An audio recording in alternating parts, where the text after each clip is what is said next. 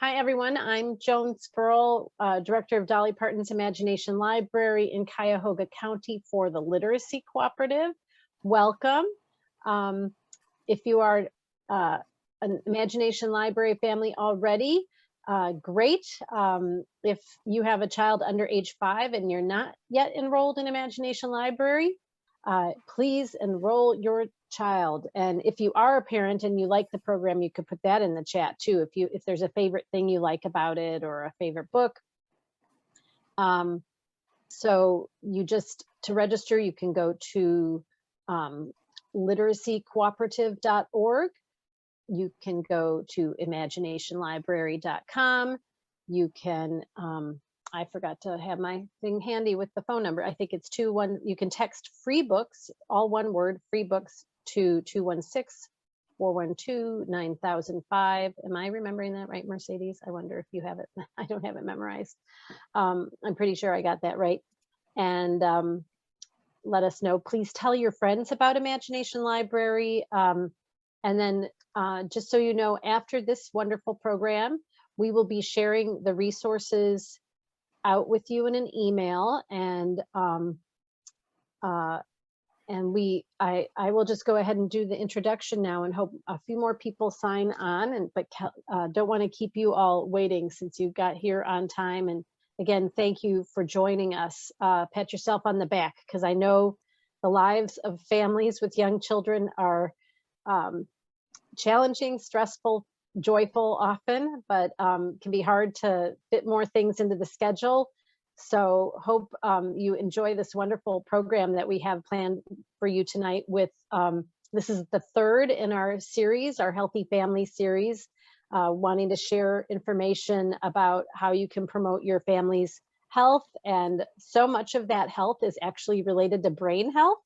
And you might not think of it that way, but physical health does, and our habits do impact our brain health, and then your child's learning and development, and the way you feel too, and can help you either cope better or worse. So we have an expert here with us, a wellness expert, Kelly Satola from Neighborhood Family Practice, which is a group of, it's an organization with a number of family medicine practices on the west side of Cleveland mainly. And Kelly is a registered dietitian, nutritionist. She, again, is a wellness expert, does lots of wellness programming at Neighborhood Family Practice for their clientele there, and has great information to share with us tonight. So I'm going to hand it over to her. I'm going to go off screen, and looks like we're good to go. And again, welcome all. And thanks for joining us. It looks like Kathy Varley is in, and so she'll be presenting as well in just a little bit. Let me share my screen here. Hopefully you can see these slides. So thank you for that introduction, Joan. I am from Neighborhood Family Practice. We try to advance here. There you go. We're a federally qualified health center. There's only a few in Cleveland and really only a few in Ohio. When you think there's only 43 in the entire state. We do have 7 locations, and we are on the west side of Cleveland.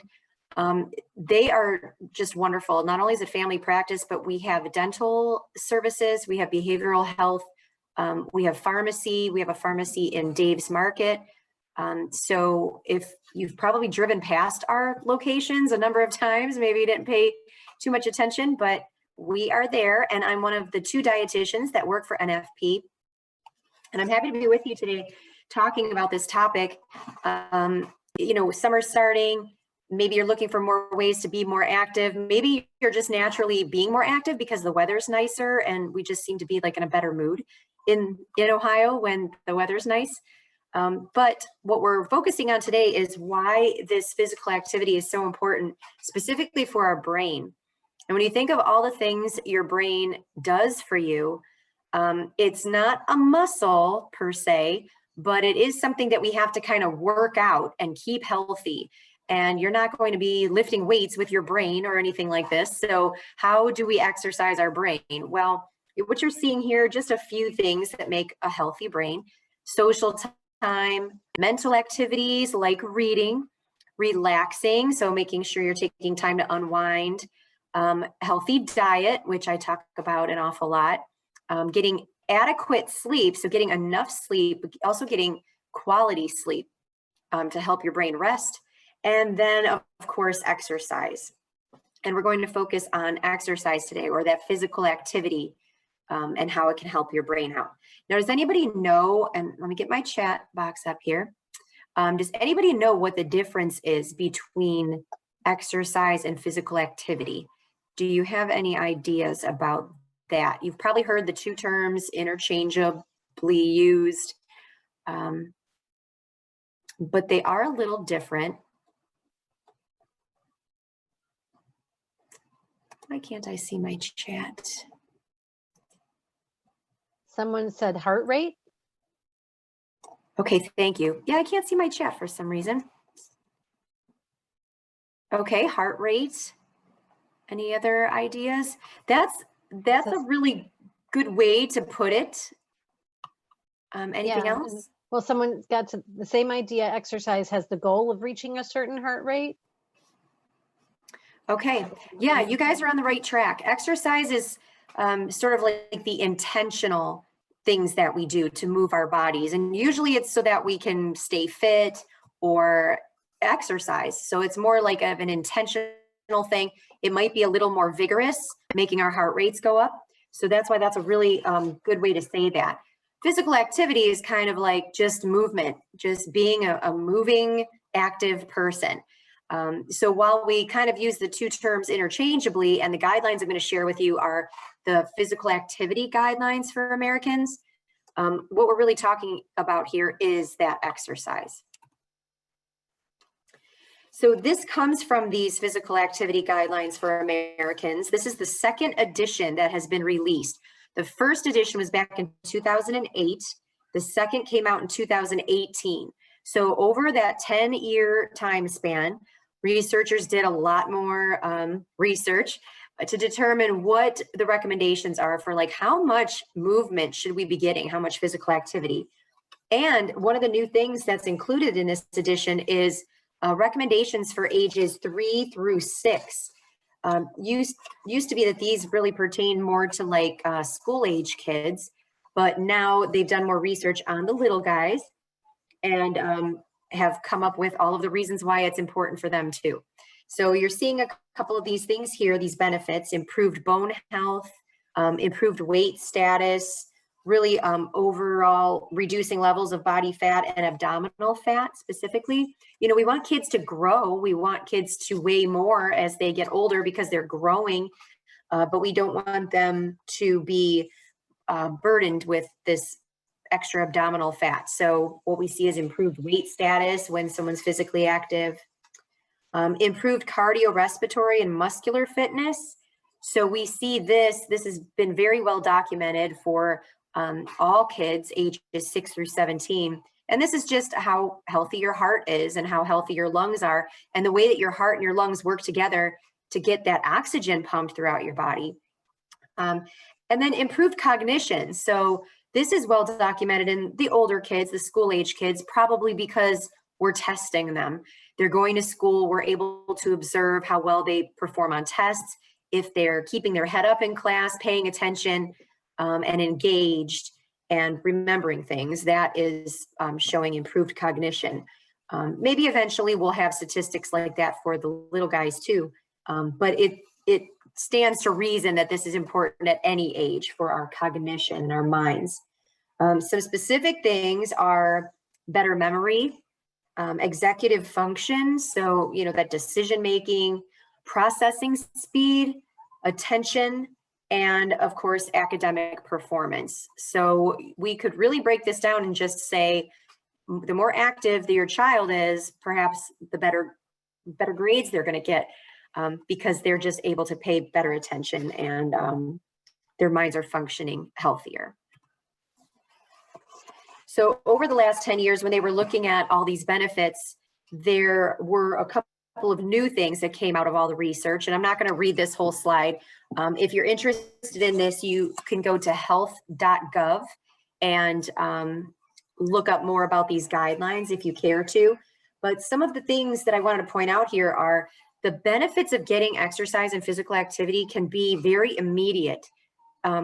We've all been in those situations where we have like an active day, or we go for a walk, or, you know, we're just up and around and moving, and we just feel a little better. Some of the immediate benefits are reduced anxiety and blood pressure, improving the quality of our sleep that we're going to get later in the day, and our insulin sensitivity too. So how well we use the sugar that we're eating. And the sleep is important too. We've probably all been in a situation where you see little kids out there playing at a birthday party or in the park or something, and someone says, oh, they're going to sleep good tonight. So maybe you've experienced that, where you kind of like wear the kids out and then they get a good night's sleep. And that's this physical activity and exercise. Long-term benefits specifically for those kids are the thinking and the cognition, and also preventing that excessive weight gain. And then also managing diseases. Consider how being active now can really help these kids to not have to deal with things like diabetes, certain types of cancers, asthma, osteoporosis, things like that down the road. For the kids themselves, it helps to decrease pain levels, depression levels. It can help improve the cognition for people with ADHD. So even the smallest child can get these immediate and long-term benefits out of being more active. What happens when we exercise is your body releases chemicals called endorphins. These help reduce your perception of pain and help ease that depression. So again, we've all probably experienced this too. It works a little like morphine, but it's not addictive like morphine. Although some people have talked about like runner's high, or just, you know, that endorphin rush that they get when they exercise. What you're seeing here is what's actually happening chemically in the brain when you're sitting quietly. You know, you see a little activity going on there, that green portion. But then look at the brain after 20 minutes of walking. All those endorphins have been triggered. They kind of flood your brain with endorphins, making these kids better able to just to function, cope with problems, feel less depressed. Some other things that happen during exercise: your body temperature increases, which are thought to have potential calming effects. So if you are managing a child that has ADHD or attention difficulties, just getting a little bit of exercise, like getting those wiggles out, could be related to raising their body temperature a little bit and having that calming effect. So it's pretty interesting when you look at the science of all this. Perhaps you haven't given it a lot of thought, like exactly what's going on in your body, specifically your brain, when you're exercising. So here are the new guidelines when they talk about the smaller children, ages 3 through 5, preschool age. The recommendation is a little vague. What they say here is that they should be physically active throughout the day. So this doesn't have to be super structured. It's a day-long event, and we'll talk about why that's important. It doesn't have to be, you know, a couple hours on a treadmill all at once or something like that. What we're encouraging you to do is to engage in active play with these kids using a variety of activities. So just thinking of these active things to do throughout the day. They should be physically active throughout the day. But does anybody know about how much time they should be active? How many hours? So if you were to keep track, maybe you're taking care of your own children, or like a daycare situation or something. And if you wanted to keep track of how much physical activity these kids are getting, maybe go outside a little bit, do something inside, about how much would be what you're striving for. Does anybody know the current recommendation? One person suggested 3 to 4 hours in the chat. Okay. Yep, and they're right. It's 3 hours that's suggested. And some people look at that and think 3 hours, it seems like an awful lot. But when you think about, most kids sleep maybe 10 hours, and that leaves us with 14 hours of active time. Only 3 hours of that need to be like this more vigorous activity. So it's not really that much time. And in the age like that we're talking about here, that they're not going to school, they're not going to work. They have 3 hours that I think they can be active throughout the day. And Yeah. these guidelines are consistent with what they're doing in Canada, the UK, and Australia too. I was So just the going to note, US, oh yes. Kelly, I was a kindergarten teacher for 10 years and a preschool teacher, and just the way children, the way they should be spending their day, and again, often it's just a parent as a guide or sort of supervising it. You don't have to be doing it with them, but they're using their imagination. They might be building with blocks. They might be, running here and there. Like they're just moving their bodies as they play, and play is how they learn. Um, Mhm. so if they're not just sitting, what we don't want is for them to be sitting in front of a screen. So that's where it would be challenging. And I think for this age, I think the number of hours of sleep might be even more than 10 as the recommended number of hours of sleep for young children. So I think it's just the natural way young children would spend their day. They get a lot of it, but then the 3 hours, some of it would be on the playground, or if they can get outdoors occasionally, right? Mhm. Yeah, and you bring up a good point about the screen time, and we'll talk about that in a little while. But really, what this is designed to do is break up all the sitting or sedentary activity that might be occurring when kids are like in front of the TV or in front of a screen. A lot of the programming that they're watching might be marketed as educational, and they probably are learning some things through that. But without an active, healthy brain, they might not be absorbing as much of that as they could be. So, yeah, this is like 3 hours. It can be broken up throughout the day. It's really to get that good 3 hours in, but also to break up any sitting that could be going on.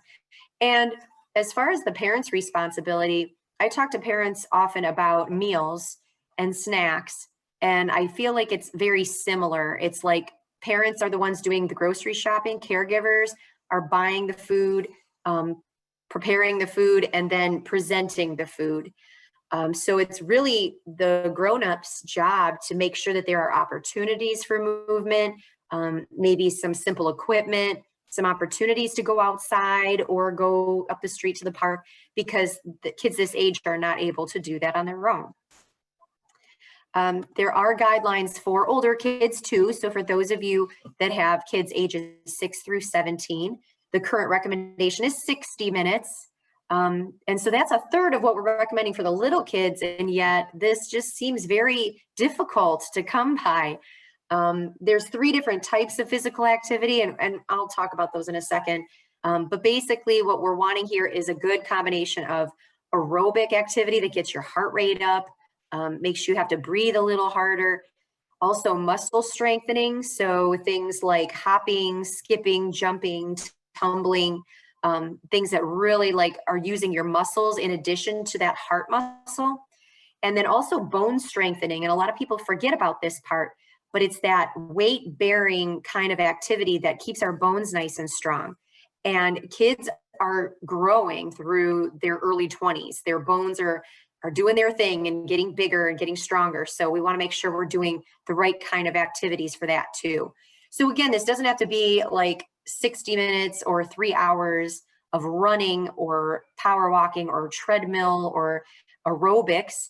It should be a little bit of everything, which is why play is so wonderful, because you're just naturally using all of your body parts and all of your muscles. And there's probably a lot of hopping and skipping involved with active play, especially outside. So you're getting all 3 of these kinds of activity too. So you might be asking yourself, like for older kids, why 60 minutes? That seems like a lot.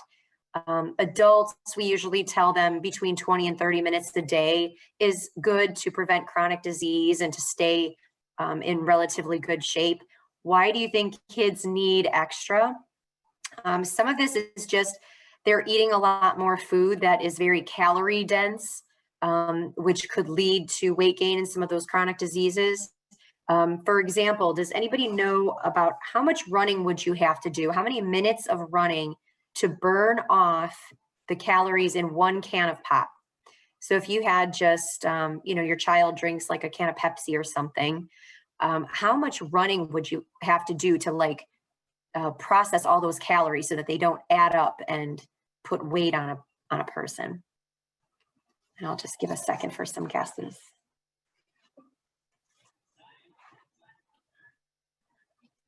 Anybody have any ideas how much you'd have to run?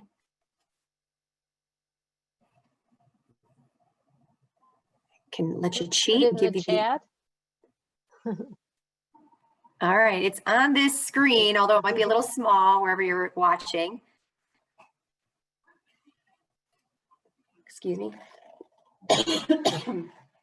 It's actually 20 minutes of running 1 mile.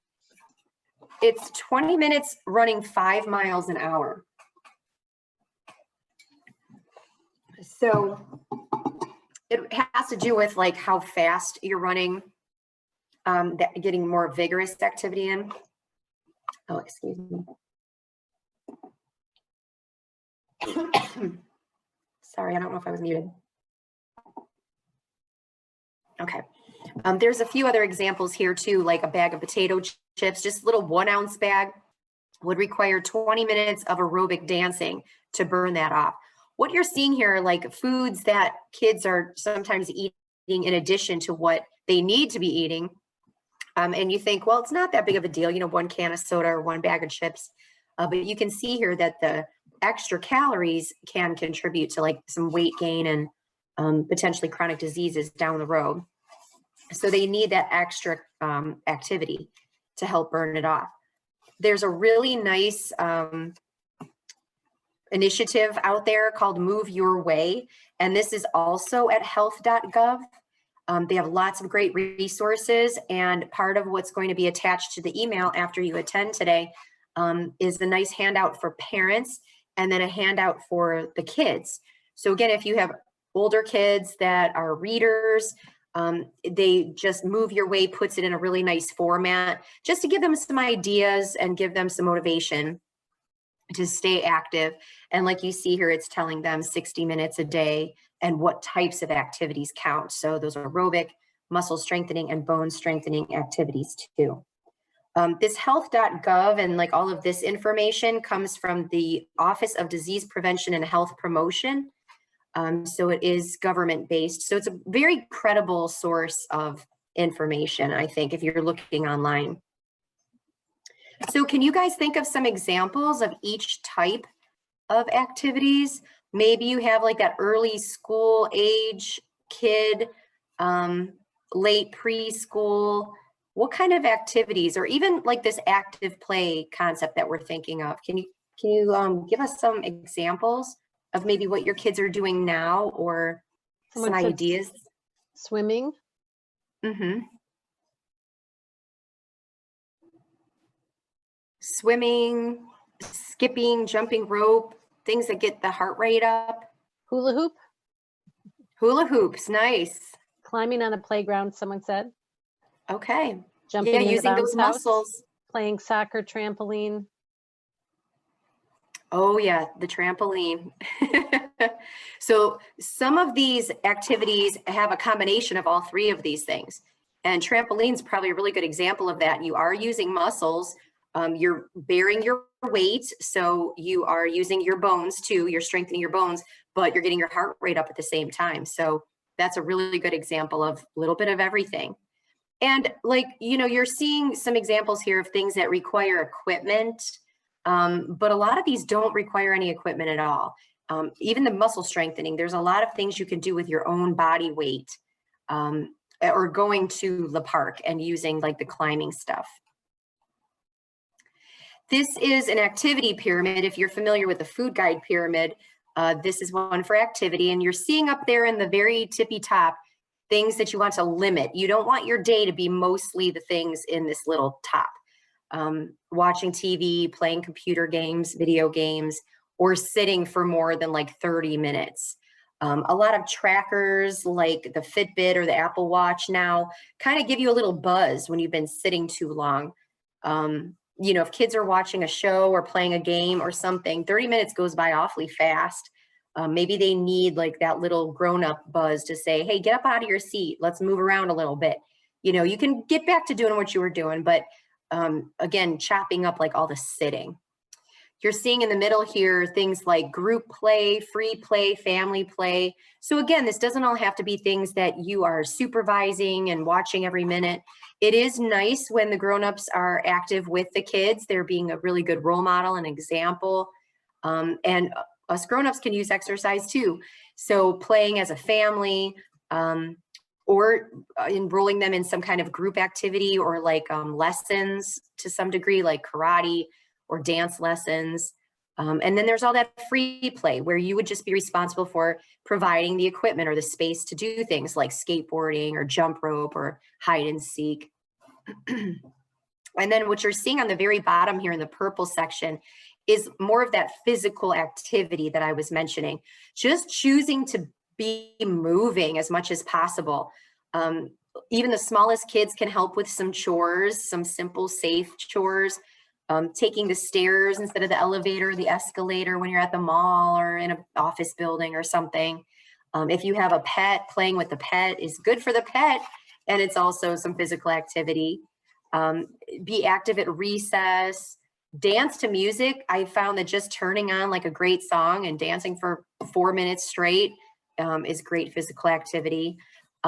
Maybe the video games or any game that you're playing as a family or with a friend can be a more active style game, not just where you're sitting like using your thumbs or your fingers, but something that gets you up and out of your seat.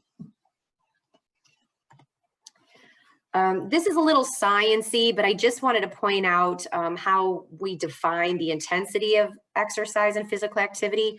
So when you guys earlier said the difference between actually exercising and just being physically active is getting your heart rate going, that is a sign that you are doing something that is moderate intensity.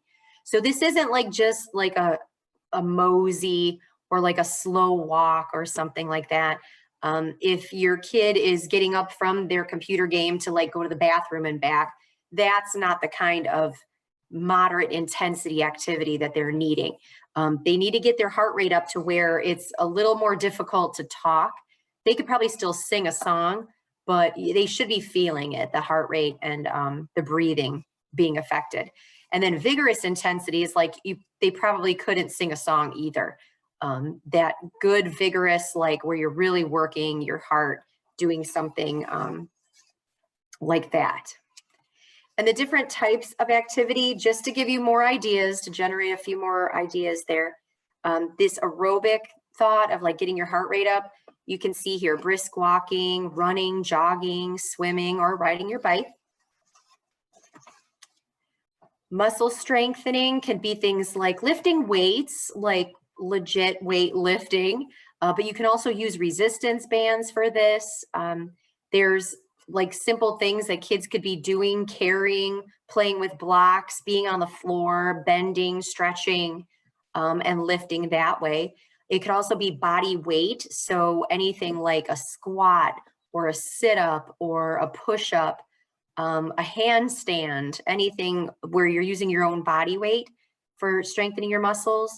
Carrying heavy loads, so perhaps with helping with chores, like having children bring groceries in or something like that could count as this exercise too. Heavy gardening, so helping out in the garden, there's a lot of bending and stretching and lifting that goes along with that. And then finally, the bone strengthening. So this is where the running, jumping rope, really kind of landing on your feet and doing that weight bearing if possible. That is good for bone strengthening. And lifting weights is good for both muscles and bones. So I wanted to show you just a few more resources here. Just check the time. This is another one of the handouts that we're going to be providing. This is that Move Your Way handout that's designed for the kids themselves. Again, just to give them a couple ideas. These I did not provide, but I just wanted to show you that there's so much good information online. This is from the Team USA website, and it's specifically about sports. So, you know, you can enroll your kids in different sports programs and different classes very early on. And the Team USA website has a lot of great resources for doing that, finding things in your area, making sure that they are safe sports and things that are developmentally appropriate and appropriate for the age group that you're looking at. But really just having like an active lifestyle in your house can be things like, again, being active at recess, being active when you have gym class at school, little kids that are just able to go outside and play or play indoors, just engaging in that free play. Even if they're watching videos, there are things like TikTok videos and YouTube videos that get you up and out of your seat and moving, following along to dance moves and simple martial arts style things. So even online, like on a rainy day, if they're using a device like a phone or a tablet, hopefully you can find some active videos that they can watch and engage in. So if you have any other ideas of things that count as physical activity or exercise, I'd love to hear them. This is another handout that's going to be available to you. A couple suggestions on here like dance party, jumping rope, taking family challenges, like again, those stairs instead of an elevator, maybe going for a walk. I met a family today that lives 2 blocks from their local pool. And today would have been a great day to get to the pool and go swimming. But they don't walk there, they drive there. So we were talking about, you know, just taking the opportunity to like walk that 2 blocks and just get a little more physical activity in. You're going to go swim and get physical activity, but anywhere you can walk and use your body. Some other suggestions here, like, let's see, walking briskly in the mall, like if the weather's not so good outside. Maybe go for a walk instead of watching TV. Join an exercise group or enroll your children in community sports teams. Walk your children to school if it's close and safe. What else? Take your dog on a longer walk. Maybe use a family activity planner so that you can plan some of these activities. And what you're seeing here is a way to do that, just a simple way to kind of write out what you plan to do for the week to stay active. Maybe investing in some simple hand weights or something like that. Playing a round of Simon Says with your kids to get them out of their seat and moving around and have them jumping and stretching and reaching. And this is an example of a tracker, something that looks fun and engaging, something that kids can color in. What you see here is just 1 week's worth of time in 15-minute increments. So maybe they do a little 15-minute video that they found online, or you play a game for 15 minutes or go for a quick bike ride for 15 minutes. And then when you've done all 4 15-minute segments, you can color in your star because you got that hour. And then you can even develop some kind of reward for like coloring in as many stars as possible throughout the course of the week. So just a way to get the kids engaged too and interested in getting this done, so that they're more intentional about it and thinking about it. There are trackers for kids too. This is not a plug for any of these that you're seeing here, but there are ways for kids to wear some cute little device that just functions as a watch, really, but that can give you a sense of, yeah, how much are they moving throughout the day? You know, maybe if they're in a daycare situation or with a family member, babysitter, and you're just wondering, like, how much are they up and moving? This is a way that they could keep track, or you could keep track. And there are more resources too if you're stuck indoors. Since COVID happened and folks were not that crazy about going outside, going to the gym, a lot of agencies put out like really nice videos online. So this is something that grownups could engage in, but then maybe get your kids to do with you. The American Heart Association has some really nice, quick little workout videos that are fun, that don't need any equipment, need very little space. YouTube has a channel called Be Fit, and you can search for just about anything on there. So if your child is interested in martial arts or in dance or in some kind of sport, you will probably be able to find it on the Be Fit channel. And there's things like yoga and Tai Chi on there. So if you wanted to be like, have a more low key type thing that you're doing indoors. My Fitness Pal and Planet Fitness both have free workouts on there too. If you have those apps or want to download those free apps. There's also an app called Joyn, and it's Joyn, and there are free workouts on there. And then my brother-in-law is a PE teacher, and I was asking him for some, like, how do you encourage your kids to stay active over the summer, during breaks, on the weekends? And he said he uses this 7-minute workout a lot, and it's a lot of fun. It's a free app that can be right on your phone or right on an iPad or something. And it counts down, it plays music, and it just gets you up and moving for 7 minutes. And here's another handout that we're going to be giving to you. This one's from the American Heart Association. It's 25 ways to get moving at home. So I know it's pretty small, but just to give you an idea, like it says here, do yoga for 1 minute, do 10 frog jumps, practice spelling, do a squat for every vowel if you're, running through some spelling words or something. If you're reading a book, could you be doing something like leg lifts or wall sits while you're reading that book? Stand up and just touch your toes, just get a little bit of stretching in. So it can be as simple as these like little doses of physical activity throughout the day, even in the house on the worst weather day. So if there are any questions or like more comments or suggestions, I'd love to hear them. I'm going to be turning it over now to Courage to Caregivers. And they are a great partner of Neighborhood Family Practice.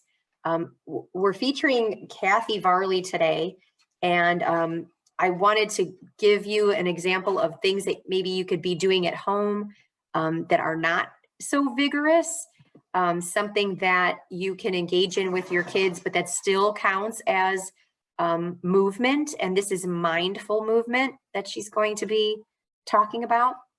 So if there aren't any questions or anything for me at this time, I'd like to turn it over to Kathy.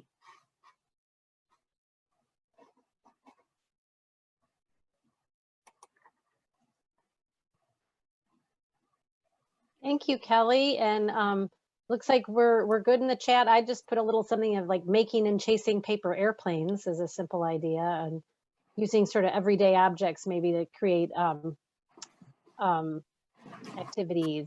But we're looking forward to this time with Courage to Caregivers. So thank you, Kelly, and welcome. Everyone's been sitting for a while watching these marvelous screenshots of Kelly's wonderful information. And I invite anybody who wants to get up out of their chairs and do a little bit of mindful movement and a little bit of yoga. And these are things you can do with your kids. They will love to move with you. And so we're going to do that now. So I invite you just to find a tall standing position here. In yoga, we call this mountain pose. And now we're just going to start shaking everything because your body's been sitting and there's some tension that you're holding there. So we're going to shake out the hands and the fingers.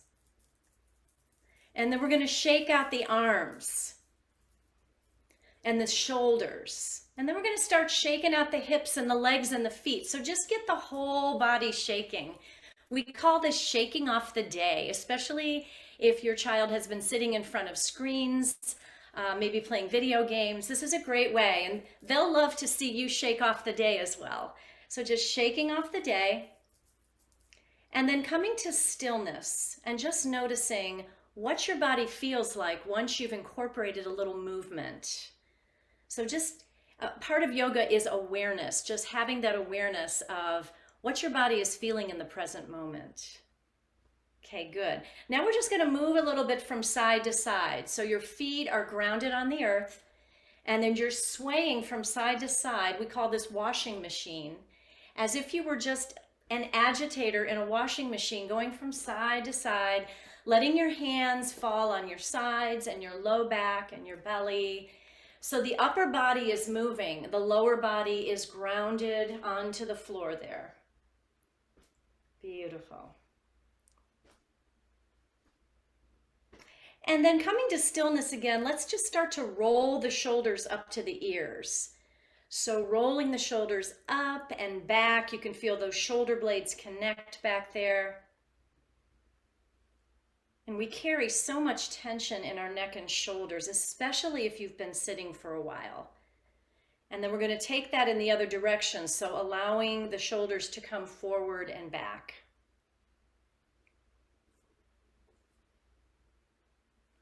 Beautiful. Now we're just going to begin to step from side to side. So just taking the feet one side to the other, and you can add a little hop here if you want to. Just a little mindful movement, warming up the body.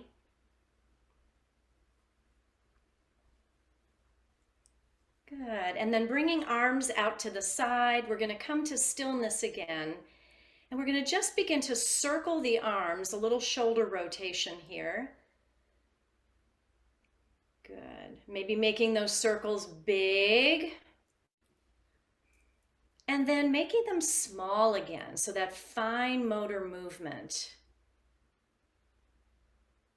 Good. Taking the hands to the shoulders and twisting from the left to the right. So just twisting from one side to the other. You can link the breath with this, inhaling as you twist to the left, exhaling as you twist to the right, so it looks something like this.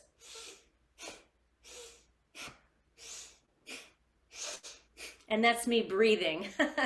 So breathing into the left, breathing out as you twist to the right.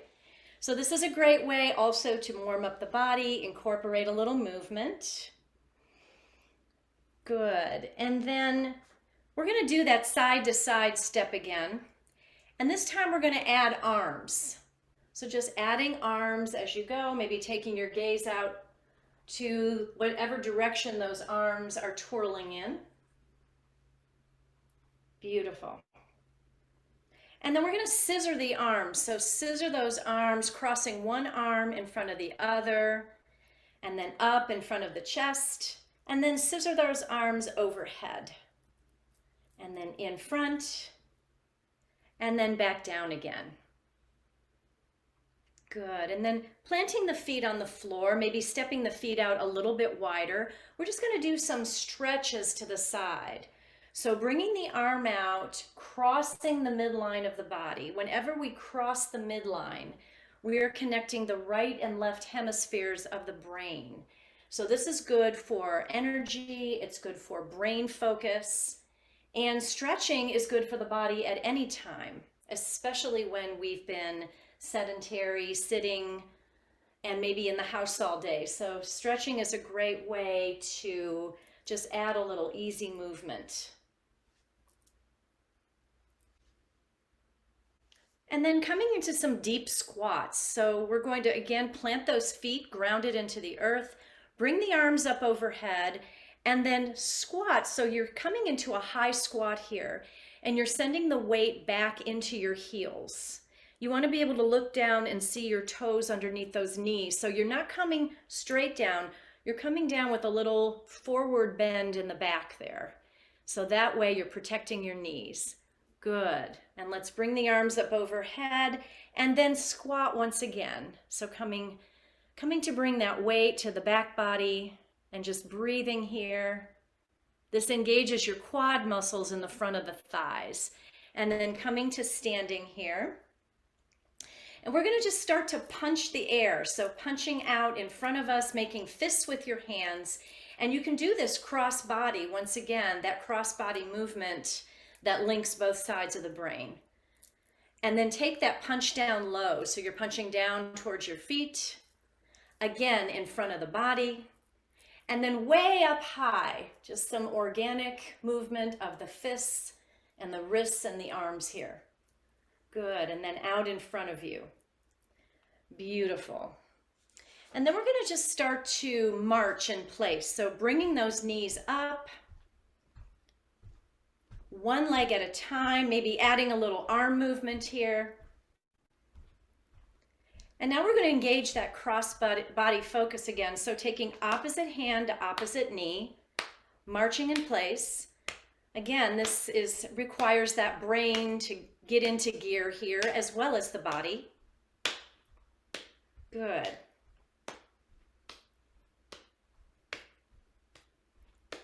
And then coming to stillness again, we're going to do something called sun breath, where we stand up nice and tall, bringing the shoulders back so that the ears are aligned over the shoulders, your heart is nice and open. And then bringing the arms down to your sides. We're going to bring the arms up overhead, pressing the palms together.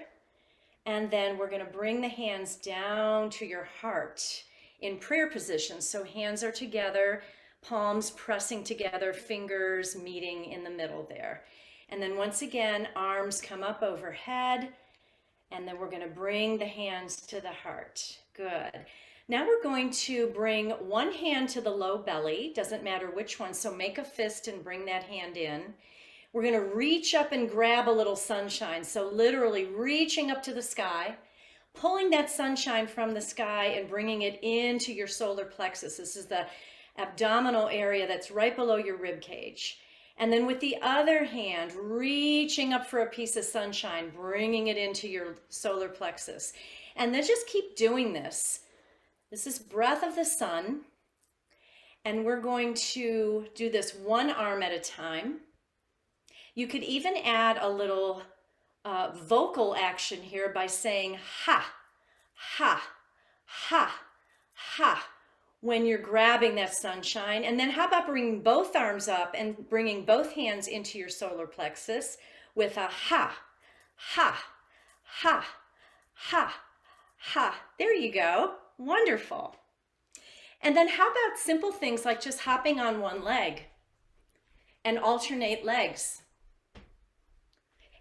So while we're talking about being on one leg, a balance pose is a wonderful thing to do for stability and focus and strength. When you balance, you have to bring all of your energy up through the midline of the body. So I'm going to grab a chair here because we know that we can use a chair or a wall to balance.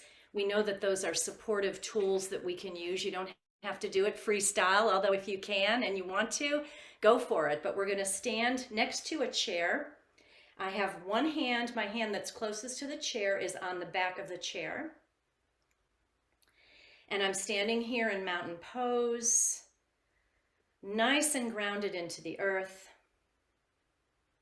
I'm going to lift one leg, the outer leg, off of the earth, bringing my knee up, and then placing the heel of that foot down at the ankle, on the calf or on the inner thigh. This is called tree pose.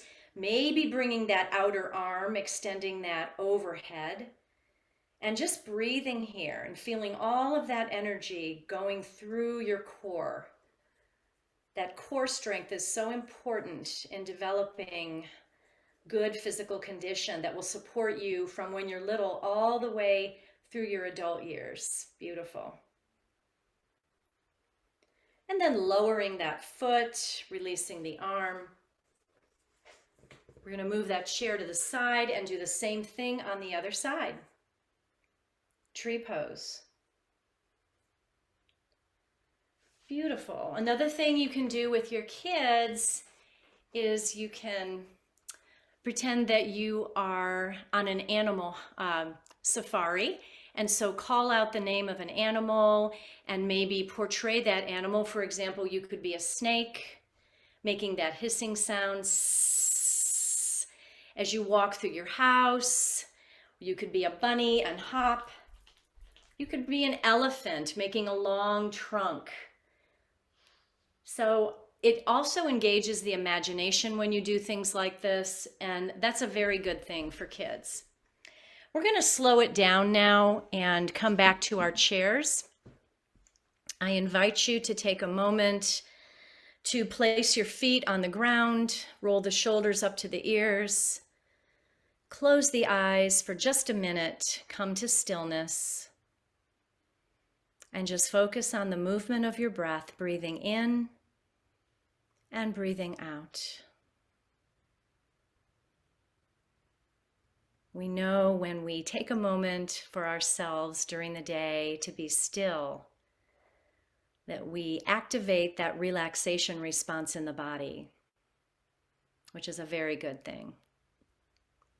So just taking a few minutes here, relaxing all the muscles in the face, the shoulders, the arms, the hands, the fingers.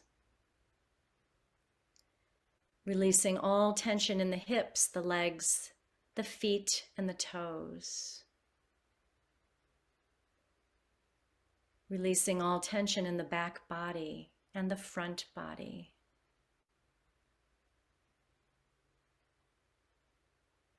And just knowing that your whole body from head to toe is completely relaxed. So as much as movement is important, so is stillness. And this is a great way to cool down after you've been up and moving around.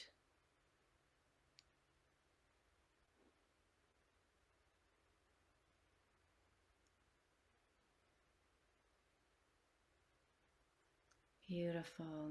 You can gently blink open the eyes, knowing that your body and your mind is now more relaxed.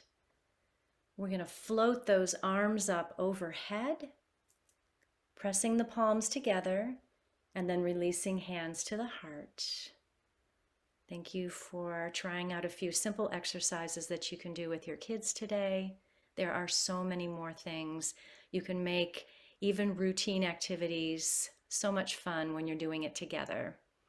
And in yoga, we have a word called namaste, which means the light within me recognizes the light that shines in each and every one of you. And when we say the word namaste, we acknowledge that light. Namaste.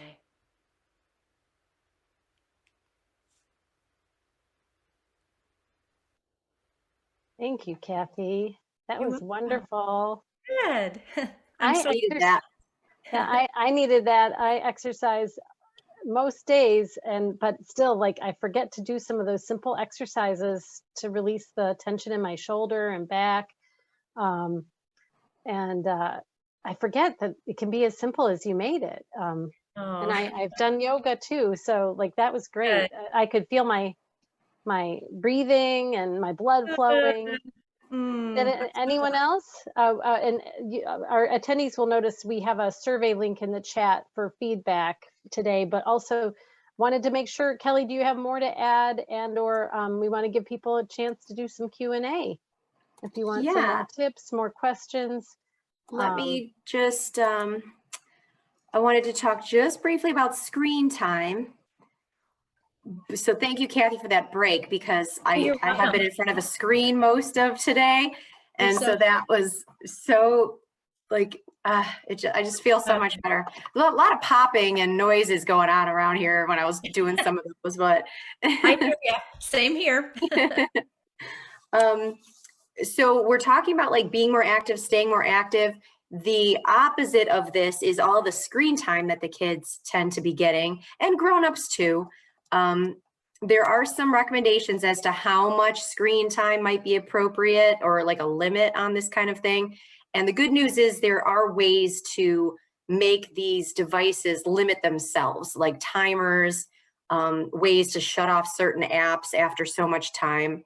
And so the current recommendation is like no more than 2 hours of screen time for a little bit older kids. So under the age of 2, it's recommended that they don't use screens much at all, but starting at age 2 to really try to limit that to 2 hours a day, which might be easier said than done.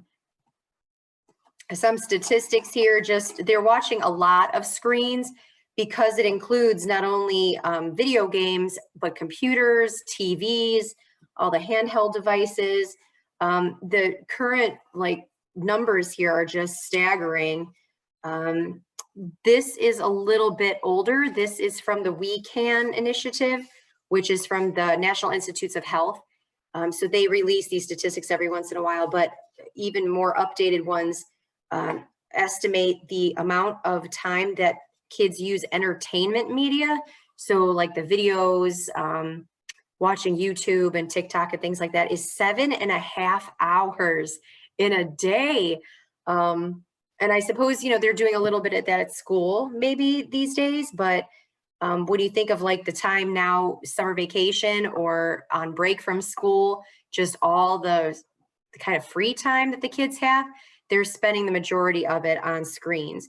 This is in stark contrast to the average amount of time a child spends reading in a day, which if you guys have any guesses as to how much that is, I'd like to know if you can guess how much time they're spending reading versus how much time they're on these screens.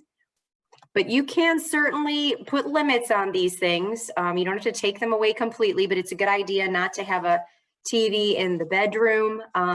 The number of hours goes up exponentially when the child has these devices available to them in their bedroom, and can kind of go unchecked.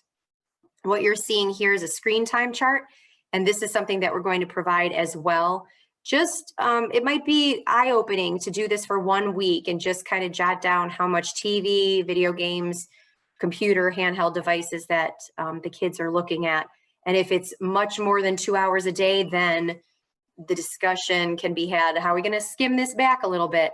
And ideally, you would swap this sedentary screen time for these active things that we've been talking about. So did anybody guess how much reading as opposed to 7.5 hours of sitting on a screen? The last thing I read was 25 minutes. So when you think of like picking up a book for 25 minutes versus the next 7.5 hours of being on a screen. So someone said 1 hour. So did you just say 25 minutes? And I know I should know that, but it is really amazing. Yeah, that is what I read per the National Institutes of Health anyway. So just any way to limit screen time. Meal times too are important, like spending time eating meals together if possible. Just they tend to eat a little better. Maybe discuss what kind of good physical activity things you're going to do. Maybe make a list of places you want to go. Cleveland has wonderful metro parks. We have a fabulous zoo. We've got beautiful cemeteries. We've got things like around town that are available to you at little to no cost that you could be walking around or checking out, going to museums, just being up and active. What I'm showing you here is just don't forget about those things. Check out cuyahoga-library.org. They have reading walks, and you could find something that's close by in your neighborhood where they feature different books that get kids up and moving, and then they're getting a little bit of reading in too, but at the metro parks while you're walking. So it's a pretty cool program. Libraries in general have some nice programming, especially for the little kids. They have toys that you can borrow just like books. And then they could socialize a little bit too with some other kids. So don't forget about your libraries. ClevelandMetroParks.org and ClevelandYMCA.org have a lot of, especially summer programs too, that get kids active and away from the screens. Well, thank you again, everyone. And we look forward to the next time. Thank you, Kathy, for doing that. That really was so accessible. And you're welcome. You're welcome. My pleasure. My pleasure. Great.